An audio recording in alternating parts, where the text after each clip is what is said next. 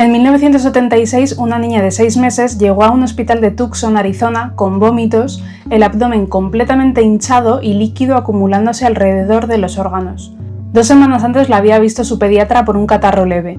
La exploración había sido normal, una criatura sana con uno de esos resfriados que los bebés coleccionan como si diesen puntos. Entre una visita y la otra, su familia había hecho algo que llevaba generaciones haciéndose para la tos, darle una infusión de una hierba llamada gordolobo. Y aquí empieza el problema, porque gordolobo no siempre significa lo mismo. En España, cuando decimos gordolobo, solemos pensar en esta planta, Verbascum thapsus, una torre amarilla, peluda y bastante pacífica que lleva siglos usándose para suavizar la garganta. Pero en México y en el suroeste de Estados Unidos, gordolobo podía referirse a otras plantas completamente distintas. Y la que acabó en aquella infusión no era Verbascum, era un senecio cargado de alcaloides capaces de destrozar el hígado. Misma palabra, plantas diferentes, consecuencias ligeramente distintas.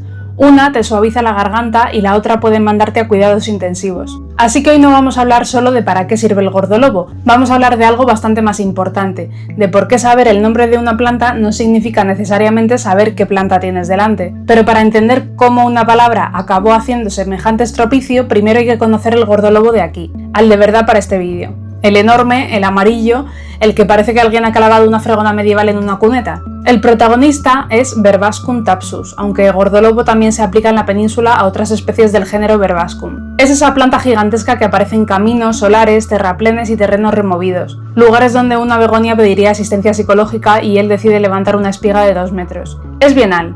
Eso significa que necesita 2 temporadas para completar su gran obra. El primer año se queda pegado al suelo formando una roseta de hojas grandes grisáceas y cubiertas por una pelusa muy densa. Parece que no está haciendo nada, pero está ahorrando energía. El gordolobo no procrastina. El segundo año dispara un tallo recto y lo llena de flores amarillas. No abre todas de golpe, va estrenándolas poco a poco durante semanas, como una discoteca que controla el aforo. Las hojas son difíciles de olvidar, son gruesas, suaves y afelpadas. Tocarlas es como acariciar la oreja de un conejo. Esa pelusa no está ahí para gustarte. Ayuda a reducir la pérdida de agua, refleja parte de la radiación solar y protege la superficie de la hoja. Por eso la planta funciona tan bien en suelos secos y lugares expuestos. Y también explica una parte importante de su currículum humano. En distintos lugares se usaron esas hojas como aislante dentro del calzado o como paño improvisado. Tan suave es que en el oeste americano los vaqueros la usaban de papel higiénico. Literal. En inglés todavía se la conoce como Cowboys Toilet Paper, lo cual nos deja una imagen mental que no habíais pedido, pero que ya nos vais a quitar. No sé quién fue la primera persona que miró una hoja peluda al borde de un camino y pensó, perfecto, pero hubo una primera persona, y después hubo tradición. ¿De dónde sale gordolobo? Tú escuchas gordolobo y la imagen aparece sola, un lobo con sobrepeso. Pero el nombre no viene de ahí. La Real Academia lo relaciona con el latín vulgar coda lupi, cola de lobo, por la forma de la espiga. Con los siglos la expresión se deformó y la gente acabó interpretando el nombre como si tuviera algo que ver con un lobo particularmente bien alimentado. La primera vez que aparece escrito gordolobo en castellano es en 1423, en un libro de Enrique de Villena que se llama Arte Cisoria, un tratado sobre cómo cortar la comida en la mesa. Así que la primera vez que un español escribió esta palabra fue básicamente en un manual de modales para trinchar. El nombre científico tampoco está completamente libre de lío. Verbascum suele relacionarse con Barbascum y con barba, por el aspecto velloso de la planta. Thapsus parece aludir a un antiguo lugar llamado Thapsos o Thapsus, pero las fuentes no se ponen de acuerdo sobre si mirar hacia Sicilia o hacia el norte de África. Los botánicos consiguieron ponerle un nombre en latín y aún así dejaron una discusión geográfica para los siguientes 300 años. Nadie es perfecto. Pertenece a las Scrofulariaceae. El nombre de la familia procede de Scrofularia, un género históricamente asociado con la escrófula, una inflamación de los ganglios del cuello que podía aparecer en ciertas formas de tuberculosis. No significa que toda la familia cure la tuberculosis, significa que nuestros antepasados bautizaban las plantas con la misma serenidad con la que nosotros guardamos archivos como definitivo, bueno, ok. Antes de ser una infusión, el gordolobo tuvo otro trabajo bastante estable, iluminar.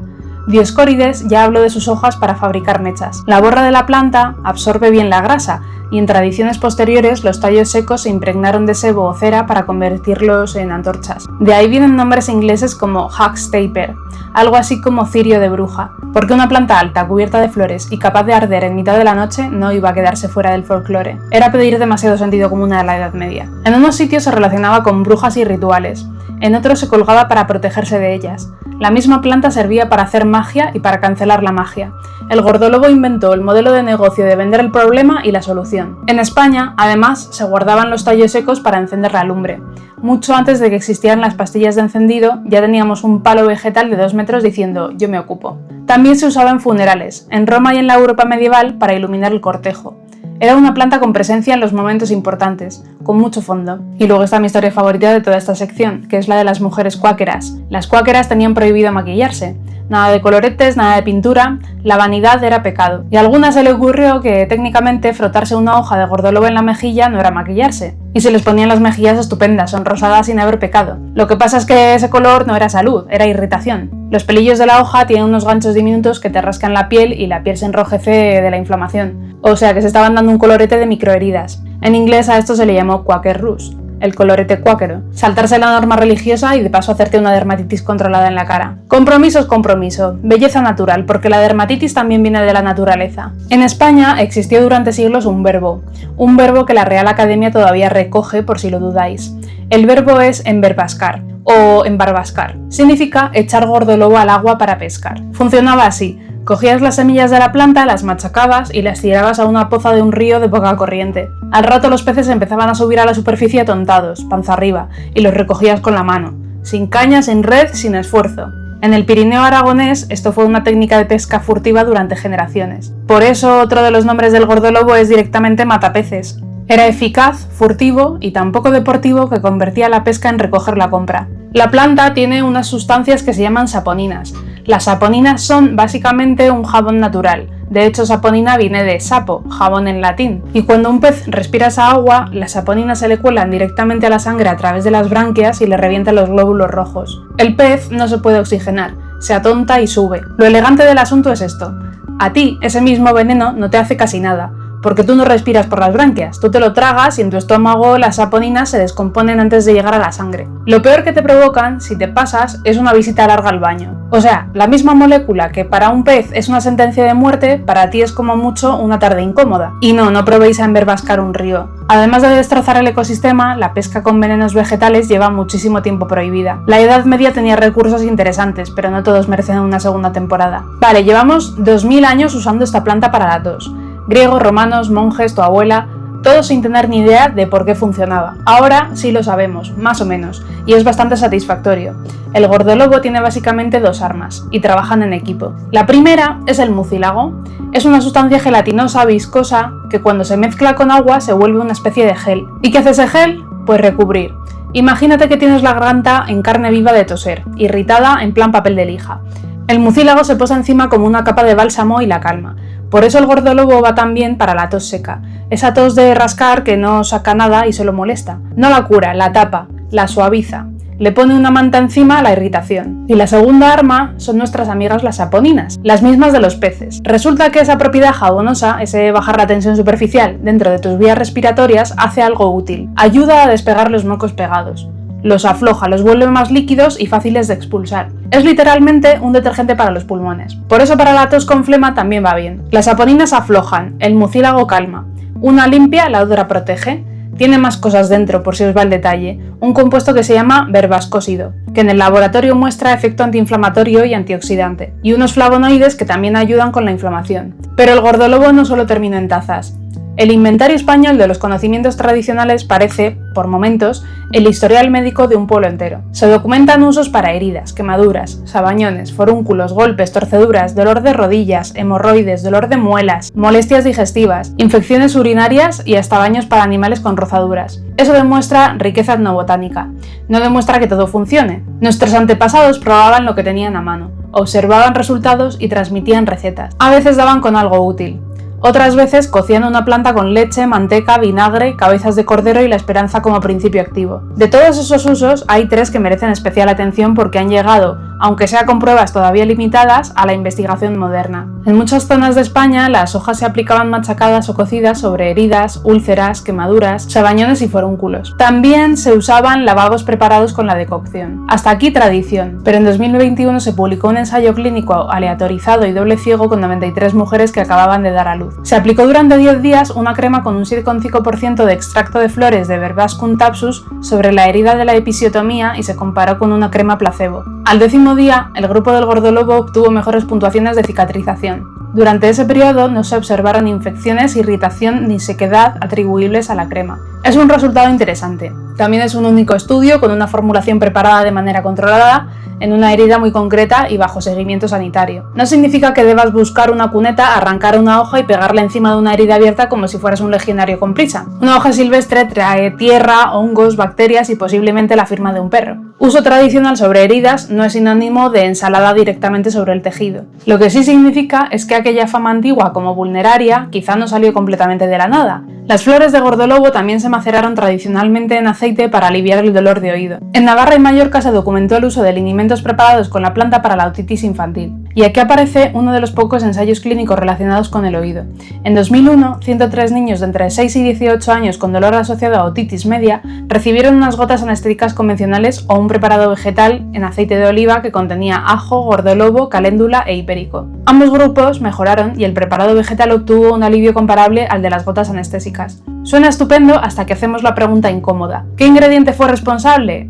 No lo sabemos. Había 4 plantas y aceite. El ensayo evaluó la mezcla, no al gordólobo haciendo un solo de guitarra. Tampoco demuestra que esas gotas curasen la infección, estudiaron el dolor. Y aquí va el aviso importante. No se debe echar aceite casero, infusiones ni inventos dentro del oído sin saber si el tímpano está perforado, si hay tubos de ventilación o qué está causando el dolor. El oído no es una aceitera, así que este uso es interesante como línea de investigación y como ejemplo de continuidad entre tradición y ensayo clínico, pero no como tutorial de bricolaje otológico. El experimento más extraño.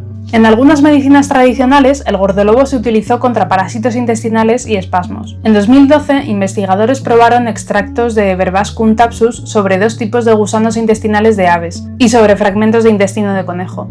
A concentraciones altas, el extracto paralizó y mató a los gusanos. También relajó las contracciones del yeyuno del conejo, con un comportamiento compatible con el bloqueo de la entrada de calcio en el músculo liso. Traducido, en un laboratorio, el gordolobo consiguió que unos gusanos de ave dejasen de tener un buen día y que un pedazo de intestino de conejo se relajase. Es científicamente interesante. Clínicamente todavía estamos a una distancia considerable de recomendarte una taza contra los parásitos, pero este experimento sí que explica por qué conviene investigar las recetas tradicionales sin reírse de ellas y sin tragárselas enteras. Vamos con la parte menos sexy y más útil. La monografía europea se refiere a las flores, no a echar la planta entera dentro de una olla como si preparásemos caldo de cuneta. En menores de 12 años no se recomienda el uso medicinal porque faltan datos adecuados. Tampoco se aconseja durante el embarazo o la lactancia por la misma razón. No se conocen interacciones relevantes en la monografía, pero ausencia de datos no significa permiso para improvisar. Si los síntomas duran más de una semana, empeoran, aparece fiebre, falta de aire o esputo purulento, toca consultar. Y la infusión debe filtrarse muy bien. Los pelos de las flores pueden irritar la faringe. De hecho, informantes de distintas zonas de España insistían en colar la bebida con un paño para evitar que esos pelillos provocasen la tos. Sería una pequeña obra maestra de la estupidez tomarte una infusión para no toser y conseguir toser gracias a la propia infusión. Filtro fino, tela, papel adecuado, lo que corresponda al preparado comercial. Pero nada de una rejilla con agujeros por los que podría escapar un hámster. Y sobre todo, identificación botánica y procedencia fiable. Porque ahora sí, volvemos a Arizona. La niña de 6 meses había recibido grandes cantidades de una infusión llamada gordolobo hierba para tratar una infección respiratoria leve. Al ingresar presentaba un hígado aumentado de tamaño, ascitis y signos de enfermedad venoclusiva hepática, hoy conocida como síndrome de obstrucción sinusoidal. Las pequeñas venas del hígado estaban quedando bloqueadas y el tejido empezaba a cicatrizar de forma destructiva. Los médicos analizaron la hierba. Era Senecio longilobus. Esta especie contiene alcaloides pirrolicidínicos, entre ellos ridelina y otros compuestos hepatotóxicos. En aquella niña, la exposición de 2 semanas terminó progresando hacia fibrosis y cirrosis, pero la confusión era todavía más complicada que alguien cambió Verbascum por Senecio. Entre comunidades mexicano-estadounidenses del suroeste, gordolobo hierba solía designar plantas del género Naphalium, empleadas para la tos. Senecio longilobus se le parece y podía recolectarse o distribuirse por error en su lugar, así que en este vídeo tenemos al menos 3 candidatos respondiendo a la misma palabra. En España, Verbascum, en parte de México y del suroeste estadounidense, Naphalium, y en la infusión tóxica, Senecio. 3 plantas que no son primas cercanas, compartiendo nombre como 3 desconocidos peleándose por la misma reserva de restaurante. Después apareció un segundo caso. Un bebé de 2 meses recibió durante 4 días una preparación de gordolobo comprada en una farmacia local. También contenía Senecio. El niño murió. Una investigación posterior siguió la distribución del producto contaminado hasta un importador importante de hierbas del oeste de Estados Unidos. No hubo una maldición, no hubo una planta malvada disfrazándose conscientemente. Hubo una cadena de confianza construida sobre un nombre popular demasiado amplio y una identificación incorrecta. Y eso es lo que hace esta historia tan terrible. Las familias no estaban intentando hacer nada extravagante, estaban usando un remedio cultural contra la tos. El error ocurrió antes de que el agua empezara a hervir. El gordolobo de nuestras cunetas, Verbascum thapsus, es una planta extraordinaria sin necesidad de convertirla en una cura universal. Ha servido como mecha, antorcha, yesca, papel improvisado y veneno para peces. Sus flores llevan siglos usándose para suavizar la garganta. Sus aplicaciones tradicionales sobre heridas y dolor de oído han dejado algunas pistas científicas interesantes. Y en un laboratorio ha conseguido relajar intestinos de conejo y arruinarle la tarde a varios gusanos. Tiene currículum. Pero la lección más importante no está en sus mucílagos ni en sus saponinas, está en el nombre. Un nombre común sirve para que dos personas se entiendan en un pueblo. Un nombre científico, una identificación correcta y un producto controlado sirven para que no acabes tomando de otra especie. La tradición conserva observaciones valiosas. La ciencia puede comprobarlas, descartarlas o descubrir qué había detrás. Ninguna de las dos funciona bien si empezamos por la planta equivocada. Así que la próxima vez que veáis una torre amarilla creciendo en una cuneta, acercaos y miradla. Es una planta que pasó de iluminar casas a aparecer en monografías farmacológicas sin abandonar nunca un solar lleno de cascotes. Solo recordad una cosa: gordolobo es una conversación. Verbascum thapsus es una identificación, y cuando algo va a entrar en vuestro cuerpo, conviene no confundir ambas cosas. Ahora quiero que hagamos un pequeño archivo de nombres perdidos. ¿Cómo se llamaba en vuestra casa la planta que se usaba para la tos, las heridas, los golpes o cualquier otro remedio? ¿La llamaba igual todo el pueblo o vuestra abuela manejaba una nomenclatura paralela que habría hecho llorar a Linneo? Dejadme el nombre y la zona en comentarios. Esos nombres populares forman parte de la historia, pero precisamente por eso merece la pena saber qué especie había detrás. Y hasta aquí el vídeo de hoy. Recordad tomar agua y tomar un poco el sol porque sois básicamente plantas con emociones innecesariamente complejas. ¡Hasta la próxima, criaturas fotosintéticas!